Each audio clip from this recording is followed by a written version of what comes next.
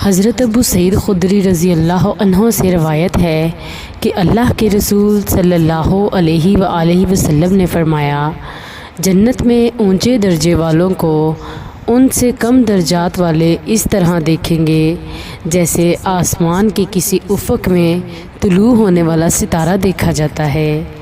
بلا شبہ ابو بکر اور عمر رضی اللہ عنہما ان بلند درجات والوں میں سے ہیں، بلکہ ان سے بھی اچھے ہیں۔ سنن ابن ماجہ حدیث نمبر 96۔ حضرت علی رضی اللہ عنہ سے روایت ہے، رسول اللہ صلی اللہ علیہ وآلہ وسلم نے فرمایا، ابو بکر اور عمر تمام پہلے پچھلے ادھیڑ عمر جنتیوں کے سردار ہیں، نبیوں اور رسولوں کے علاوہ۔ اے علی، جب تک وہ دونوں زندہ ہیں انہیں یہ بات نہ بتانا۔ سنن ابن ماجہ حدیث نمبر 95۔ حضرت ابو ہریرہ رضی اللہ عنہ سے روایت ہے، رسول اللہ صلی اللہ علیہ وآلہ وسلم نے فرمایا، مجھے کبھی کسی مال سے اس قدر فائدہ حاصل نہیں ہوا جس قدر ابو بکر کے مال سے مجھے فائدہ حاصل ہوا ہے۔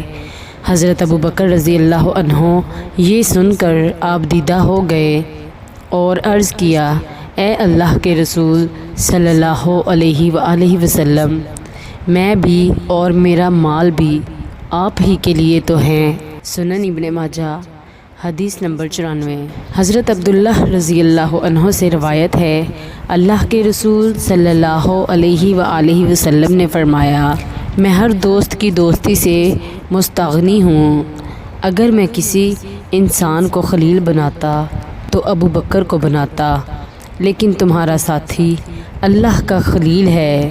حدیث کے راوی وکیع رحمہ اللہ نے کہا، رسول اللہ صلی اللہ علیہ وآلہ وسلم نے ساتھی سے خود کو مراد لیا ہے۔ سنن ابن ماجہ حدیث نمبر 93۔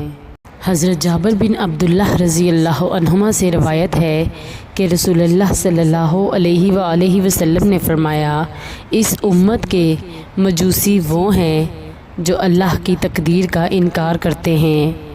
اگر وہ بیمار ہو جائیں تو ان کی عیادت نہ کرو، اگر مر جائیں تو ان کے جنازے میں نہ جاؤ، اور اگر ان سے ملاقات ہو تو انہیں سلام نہ کہو۔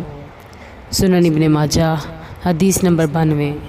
حضرت علی رضی اللہ عنہ سے روایت ہے، اللہ کے رسول صلی اللہ علیہ وآلہ وسلم نے فرمایا، کوئی بندہ مومن نہیں ہو سکتا حتیٰ کہ وہ 4 چیزوں پر ایمان رکھے، اللہ پر جو اکیلا ہے، اس کا کوئی شریک نہیں، اس بات پر کہ میں یعنی محمد صلی اللہ علیہ وآلہ وسلم اللہ کا رسول ہوں، موت کے بعد زندہ ہو کر اٹھنے پر اور تقدیر پر۔